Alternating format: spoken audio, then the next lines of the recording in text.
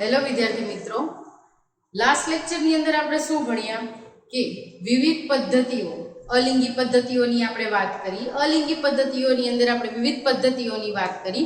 તો આપણે એક ચાર્ટ જેવો ફોર્મ કર્યો તો એમાં આપણે પહેલું જે સ્થાન આપ્યું હતું એનું નામ હતું ભાજન. ભાજન એટલે શું? પહેલા આપણે એ જોઈ લઈએ. ભાજનના પણ આપણે બે પ્રકાર કીધા હતા, દ્વિભાજન અને બહુભાજન. પણ એની પહેલા જે સામાન્ય ભાજન શું છે એ આપણે જોઈશું. તો સામાન્ય ભાજન એટલે હું લઈ લઉં અહીંયા એક પિતૃકોષ છે. પિતૃકોષમાંથી બે નવા કોષોનું સર્જન થવું એટલે પહેલી વાર થશે કોષ કેન્દ્રનું વિભાજન.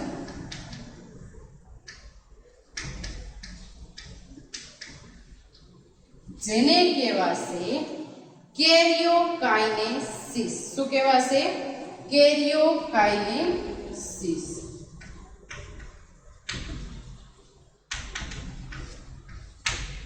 બીજી વાર જ્યારે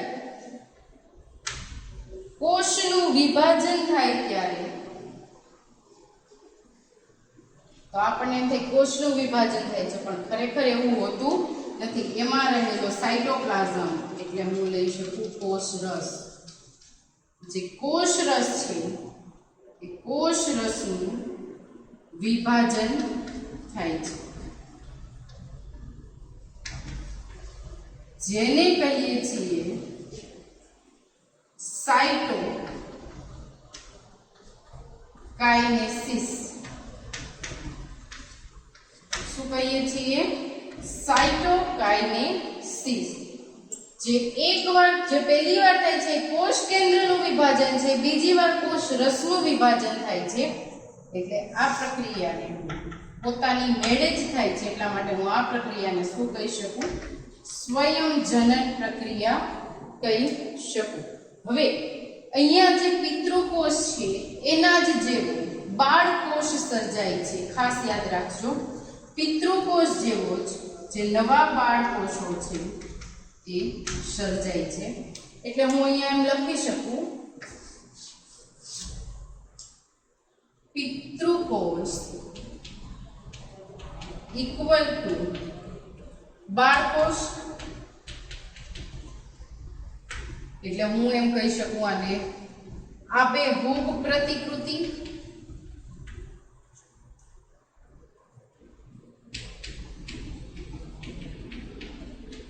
એટલે આને કહેવાશે ક્લોન્સ. શું કહેવાશે? ક્લોન્સ. આપણને ખબર છે કે ભાજન થાય ત્યારે વિભાજન થાય છે. વિભાજન થાય છે તો પેલું કોનું વિભાજન થાય છે? કોષ કેન્દ્રનું વિભાજન થાય છે. બીજું જે વિભાજન થાય છે કોષ રસનું વિભાજન થાય છે. ત્યારબાદ જે પિતૃકોષ છે એ ઇક્વલ બાળકોષો થઈ જાય છે. બાળકોષો કહેવાનો મતલબ શું થાય? એના જેટલું જનીન દ્રવ્ય બાળકોષોની અંદર જોવા મળશે. ને હવે આ બાળકોષો છે એ પોતાની સંતતિનું નિર્માણ કરશે. એવી જ રીતે એટલા માટે આપણે કહ્યું હતું કે એક કોષી પ્રાણીઓ છે એનું મૃત્યુ શક્ય નથી. કેમ કે શું કરી નાખે છે? એ સંભાજનનો ઉપયોગ કરીને પોતે બે કોષોની અંદર વિભાજન કરી નાખે છે. ત્યારબાદ આપણે વાત કરીએ કે અહીંયા મુખ્ય પ્રભાવી કોણ છે? ભાજનની અંદર મુખ્ય પ્રભાવ કોનો જોવા મળે છે? તો મોનેરા અને પ્રોટિસ્ટા. મોનેરા અને પ્રોટિસ્ટા આ બેનો મુખ્ય પ્રભાવ છે એ જોવા મળશે.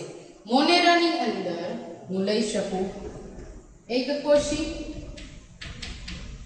જ્યારે પ્રોટિસ્ટામાં હું સુકોષ કેન્દ્રી લઈ શકું. એટલે કહેવાનો મતલબ હું તમને અહીંયા એમ કહી શકું એકકોષીમાં હું બેક્ટેરિયા લઈ શકું. સુકોષ કેન્દ્રીની અંદર હું પ્રજીવ લઈ શકું. હવે આ આપણે વાત કરી ઓવરવ્યુ. હવે આના ટાઈપ છે, ભાજનના ટાઈપ છે. તો એ ભાજનના બે ટાઈપ પડે છે. તો એ બે ટાઈપ 1 by 1 આપણે ભણીએ.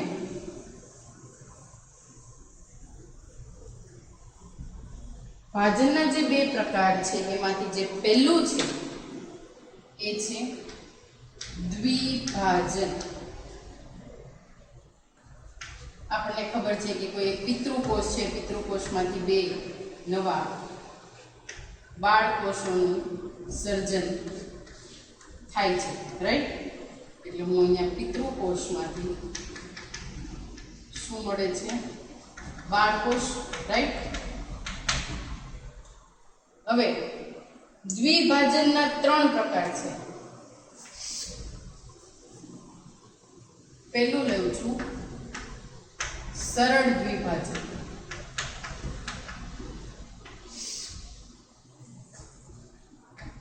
અનુપ્રસ્થ દ્વિભાજન અને આયામ. સરળ દ્વિભાજનની જો હું વાત કરું તો સરળ દ્વિભાજનની અંદર શું પહેલા આપણને ખબર છે કે કોનું વિભાજન થશે? કોષ કેન્દ્રનું, રાઈટ? કોષ કેન્દ્રનું વિભાજન થયા બાદ જ્યારે કોષ રસનું વિભાજન થશે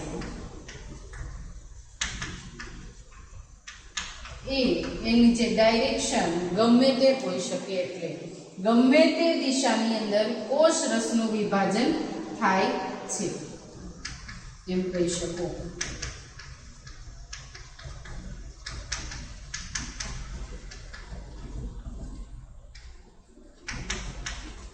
વિભાજન થાય છે.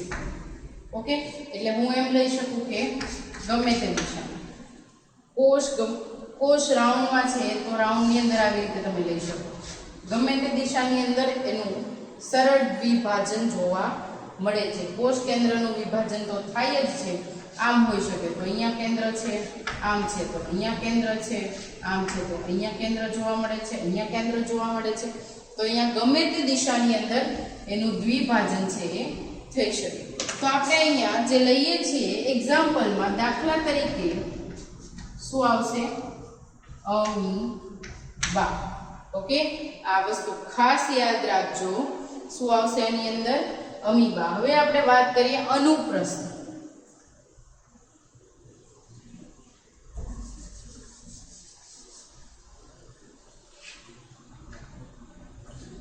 અનુપ્રસ્થનો મતલબ શું થશે? ખાસ યાદ રાખજો. પેરામિશિયમનું અહીંયા એક્ઝામ્પલ આપણે લઈએ છીએ. સોરી, અમીબા ડ્રો થઈ ગયું. હું પેરામિશિયમનું આ એક્ઝામ્પલ લઉં છું તો અહીંયા શું થશે? અનુપ્રસ્થ એટલે જે કોષ કેન્દ્રનું તો વિભાજન જેમ થાય છે એવી જ રીતે થશે.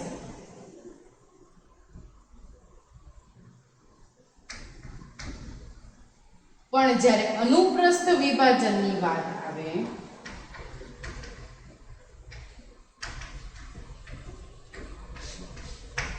પ્લેનેરિયા પેરામિશિયમમાં જોવા મળે છે. અનુપ્રસ્થ વિભાજન એટલે કોષરસનું જ્યારે વિભાજન થશે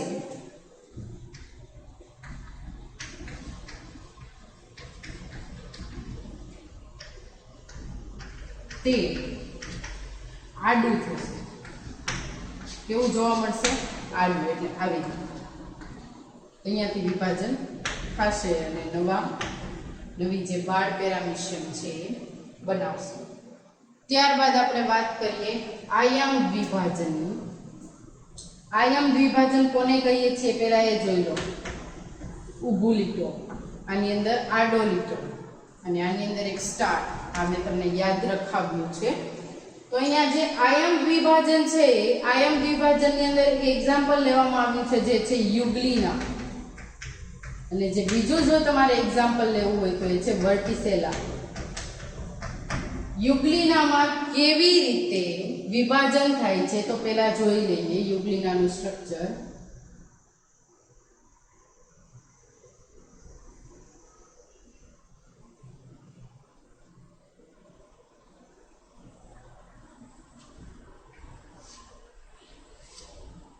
ઊભી રીતે કેવી રીતે જોવા મળશે? ત્યાં આયામ વિભાજન ઊભી રીતે જોવા મળશે.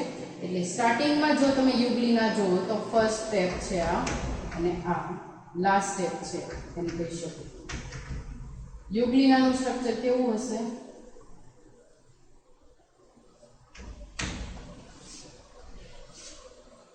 ઓકે, આ છે યુગલીના. હવે લાસ્ટમાં જ્યારે આયામ વિભાજન થાય છે ત્યારે આ સ્ટ્રક્ચર જે તમને અહીંયા દેખાય છે એ સ્ટ્રક્ચર ધીરે ધીરે ધીરે વૃદ્ધિ પામશે. પછી આ બાજુનું જે સ્ટ્રક્ચર તમને દેખાય છે એ પણ ધીરે ધીરે વૃદ્ધિ પામશે અને બે અલગ યુગલીના બનાવશે, બાળ યુગલીના બનાવશે. એટલે જ્યારે છૂટી પડશે બાળ યુગલીના તો ફરીથી એનું સ્ટ્રક્ચર કેવું હશે? આવી જ રીતે.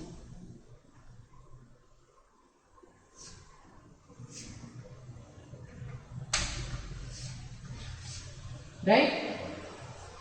હવે એક યુગલીનાની ખાસ બાબત છે એ આપણે યાદ રાખવાની છે. આપણને ખબર છે કે યુગલીના સજીવ જે વનસ્પતિ કેમ પ્રકાશ સંશ્લેષણ કરે છે એમ યુગલીના પણ પ્રકાશ સંશ્લેષણ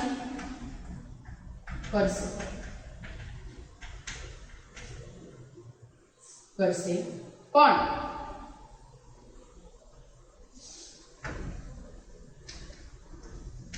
પણ પ્રકાશની ગેરહાજરીમાં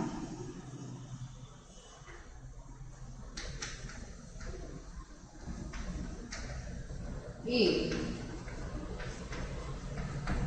અન્ય સજીવોની જેમ વર્તશે. એટલે કહી શકો કે વિષમપોષી. યુગલીના છે એ પ્રકાશ સંશ્લેષણ કરે છે ત્યાં સુધી જ્યાં સુધી એને પ્રકાશ મળે છે ત્યાં સુધી. પણ જો એને પ્રકાશ મળતો બંધ થઈ જાય તો એ કેવી રીતે રહેશે? બીજા ઉપર આધારિત રહેશે. એટલે કે વિષમપોષી છે એમ રહેશે. અધરવાઇઝ છે શોકજીવી તરીકે પોતાનું જીવન છે એને ગુજારશે.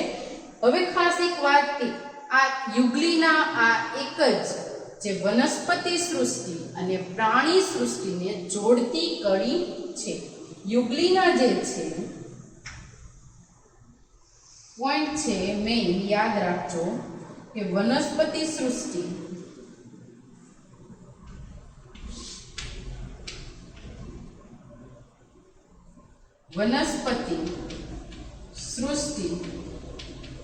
અને પ્રાણી સૃષ્ટિને જોડતી કડી કઈ છે? યુગલીના. ઓકે, ત્યારબાદ આપણે વાત કરશું બીજાણુ સર્જનની. એની પહેલા ફરીથી એકવાર ભાજન જોઈ લઈએ. દ્વિભાજનની અંદર શું થાય છે કે પિતૃકોષ જેવા જ બાળકોષો છે એ સર્જાય છે, પણ એના પણ 3 ભાગ પડે છે: સરળ દ્વિભાજન, આયામ દ્વિભાજન અને અનુપ્રસ્થ દ્વિભાજન. અહીંયા કોષ કેન્દ્રનું વિભાજન થાય છે, પણ કોષરસનું વિભાજન છે અલગ અલગ રીતે થાય છે.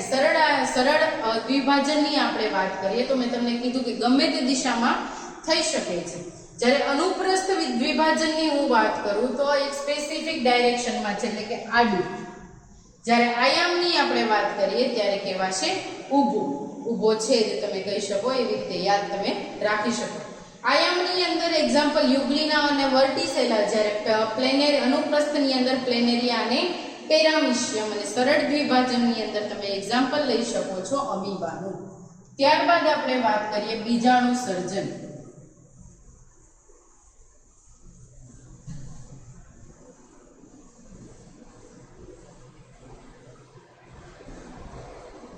બીજાણુ સર્જનની અંદર શું આપણે ભણવાના છીએ એ જોઈ લઈએ.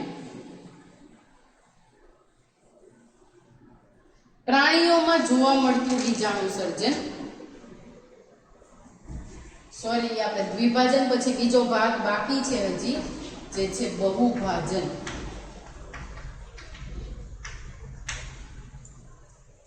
કોને કહેવાય બહુભાજન? તો આપણને ખબર છે કે પહેલા તો કોષ કેન્દ્રનું વિભાજન તો જોવા જ મળે છે. આ ખાસ યાદ રાખજો.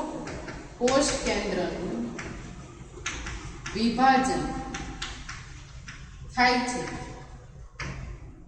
થાય પણ કોષરસનું વિભાજન થતું નથી. કોષ કેન્દ્રનું તો વિભાજન થાય છે પણ કોષરસનું વિભાજન થતું નથી. તો આનું પરિણામ શું હોઈ શકે એ જોઈએ. તો પરિણામે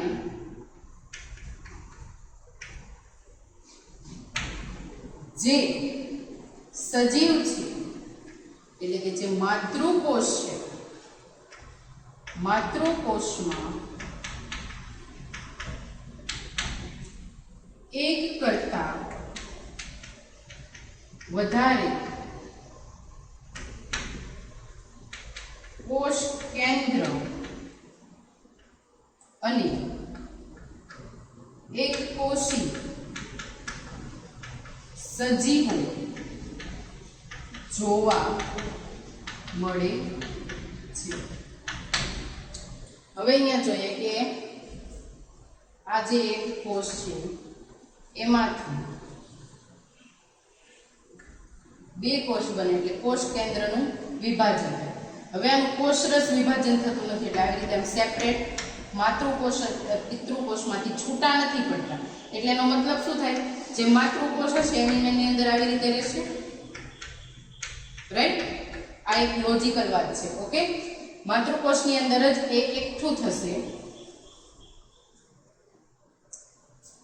માતૃકોષમાં જ વિભાજન થયા કરશે અને એક કરતા વધારે વાર વિભાજન થાય છે. એક કરતા વધારે કોષ કેન્દ્ર જોવા મળે છે, એક કોષી સજીવો જોવા મળે છે. તેથી આવા વિભાજનને શું કહીએ છીએ આપણે? બહુભાજન. શું કહીએ છીએ? બહુભાજન. ત્યારબાદ આ જે બહુભાજન થાય છે અને જે કોષ કેન્દ્રો મળે છે, અમુક સમય પછી જે કોષ દિવાલ છે, કોષ દિવાલ, કોષ પટલ, કોષરસ પટલ તોડીને જે એક કોષી સજીવો છે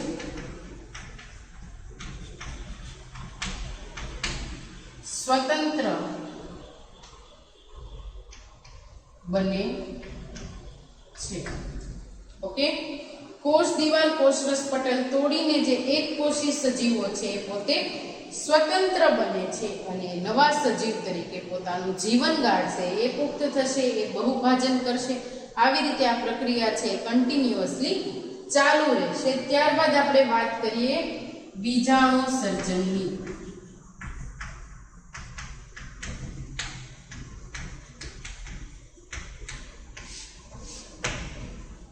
તો આપણે બહુભાજનની અંદર તમે એક્ઝામ્પલની અંદર તમે પેરામિશિયમ, પ્લાઝ્મોડિયમના લઈ શકો છો. ત્યારબાદ આપણે વાત કરશું બીજાણુ સર્જનની. બીજાણુ સર્જનની અંદર તમે અમીબા લઈ શકો. એક્ઝામ્પલમાં અમીબા શું કરશે? તમને ખબર છે ને, સ્યુડોપોડિયા છે. સ્યુડોપોડિયાનો મતલબ શું થાય? ખોટા પગ ધરાવે છે.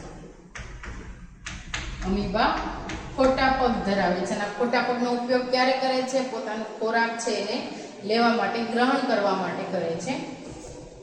જ્યારે આ ખોટા પગ છે એ ખોટા પગને પોતે પાછા ખેંચી લેશે. શું કરશે? ખોટા પગને પાછા ખેંચી લેશે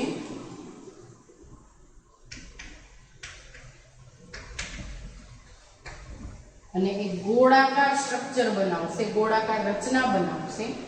એ ગોળાકાર રચનાની આજુબાજુ ત્રિસ્તરીય રચનાત્મક આવરણ છે એ ઊભું કરશે.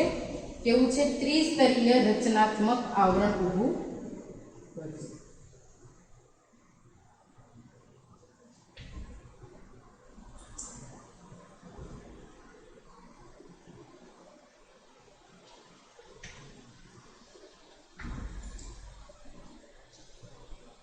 હવે જે આ આવરણ છે કેટલા સ્તરનું છે ખાસ યાદ રાખજો, ત્રિસ્તરીય આવરણ. એટલે કવચ જેવું બનાવશે.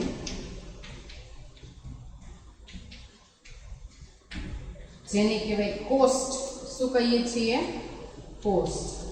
અને આવા અમીબાને કહેવાય કોષ્ઠિક અમીબા. ઓકે, ત્રિસ્તરીય આવરણ છે, એક કવર જેવું સ્ટ્રક્ચર બનાવી દેશે, કવચ જેવું સ્ટ્રક્ચર બનાવશે. આવા અમીબાને શું કહીએ છીએ?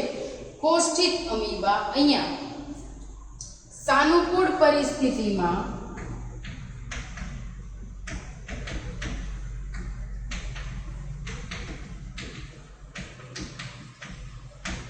બહુભાજન કરશે. સાનુકૂળ પરિસ્થિતિમાં બહુભાજન કરશે અને આ કોષ્ઠની આજુબાજુ ઘણા બધા કોષ્ઠની અંદરની સાઈડ માતૃકોષમાં ઘણા બધા અમીબા છે એનું સર્જન કરશે. હવે જે આપને અમીબા મળ્યા એ અમીબા અનુકૂળ પરિસ્થિતિએ જે આ કવચ છે એટલે કે જે કોષ્ઠિક છે, કોષ્ઠ છે, એને તોડીને આ બધા અમીબા છે બહાર આવશે અને પોતાનું જીવન ગાળશે. ઓકે, ખાસ યાદ રાખજો બીજાણુ સર્જનની અંદર અમીબાનું એક્ઝામ્પલ. હવે આવી જ રીતે પ્લાઝ્મોડિયમનું જો અહીંયા હું એક પોઈન્ટ ભૂલી ગઈ છું. પ્લાઝ્મોડિયમ બહુભાજન પ્લાઝ્મોડિયમ કરાવે છે, પણ અમુક કન્ડિશનની અંદર સાનુકૂળ પરિસ્થિતિમાં. તો એ સાનુકૂળ પરિસ્થિતિ કઈ છે? તો પ્લાઝ્મોડિયમને જ્યારે માનવ યજમાન મળે ત્યારે એ બહુભાજન કરાવશે. એક પોઈન્ટ છે, આ લખી લેજો કે જ્યારે પ્લાઝ્મોડિયમ છે એને માનવ યજમાન મળે છે ત્યારે બહુભાજન કરાવશે. હવે આપણે વાત કરીશું કલિકા સર્જન.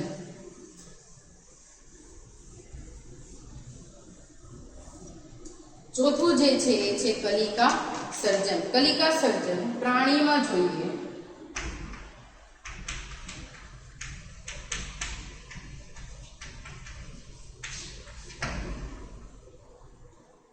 અહીં આપણે પ્રાણી શરીરના કોઈ પણ એક કોષ વારંવાર સમવિભાજન કરે છે અને ત્યાંથી એ ઉપસી આવે છે.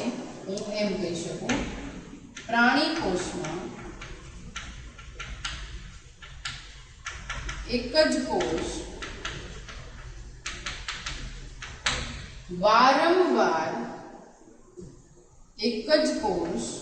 વારંવાર સમવિભાજન કરે અને ત્યાંથી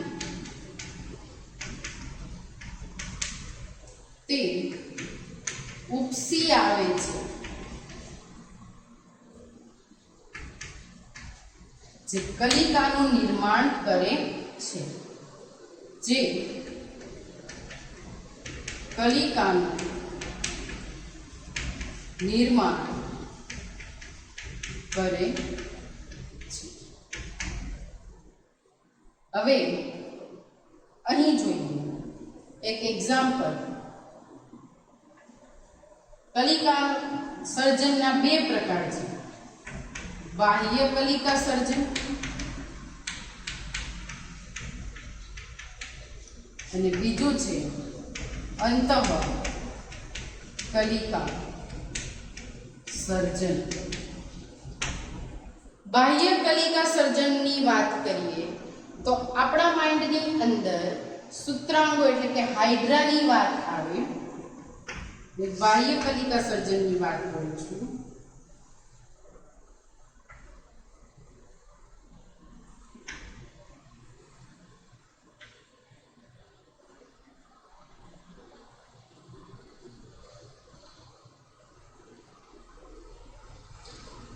અહીંયા હાઇડ્રા મેં લીધી છે. આ છે એના સૂત્રાંગો. બાહ્ય કલિકા એટલે અહીંયાથી કોઈ ભાગ ઉપસી આવે છે. ફોર એક્ઝામ્પલ અહીંયાથી કોઈ ભાગ ઉપસી આવે છે તો હાઇડ્રા ત્યાંથી ડેવલપ થવાનું ચાલુ થશે, ત્યાં ગ્રો થવાનું ચાલુ થશે. એટલે ત્યાંનું સ્ટ્રક્ચર આમ બનશે, રાઈટ?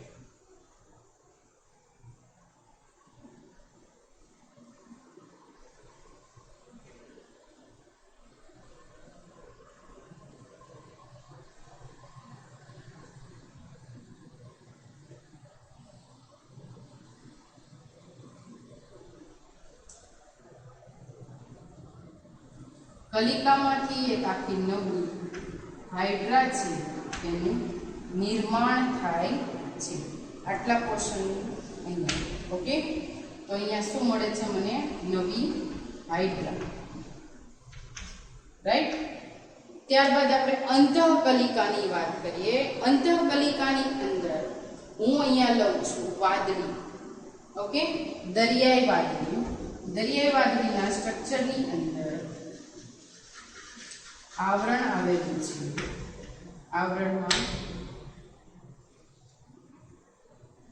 એક કોષ કેન્દ્ર જેવું જોવા મળે છે. આને કહેવાશે દ્રઢાઓ. આ છે આવરણ. અહીંયા આપણને સેન્ટરમાં જે આવરણની અંદર છે ત્યાં કલિકાનું સર્જન થશે અને એટલે અંદરની સાઈડ કલિકાનું નિર્માણ થશે અને નવી આપણને શું આપશે? વાદળી. ઓકે, ત્યારબાદ આપણે વાત કરીએ અવખંડન.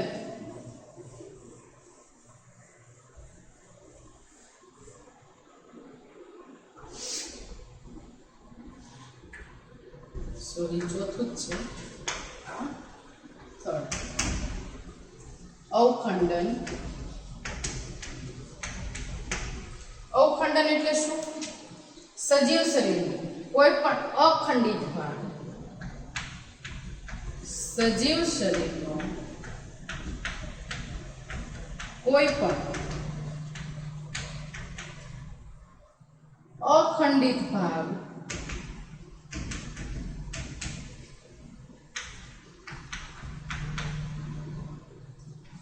પુનઃ સર્જન કરાવવું. શું કરાવવું? પુનઃ સર્જન કરાવવું. અહીંયા હું વાત કરીશ પ્લેનેરિયાની. તો પહેલા તો પ્લેનેરિયા ડ્રો કરી દો. હવે આ પ્લેનેરિયાને હું અહીંયાથી કટ કરું છું એટલે 3 ભાગ થયા. રાઈટ. આ એક ભાગ, આ બીજો અને આ ત્રીજો. આ 3 ભાગમાં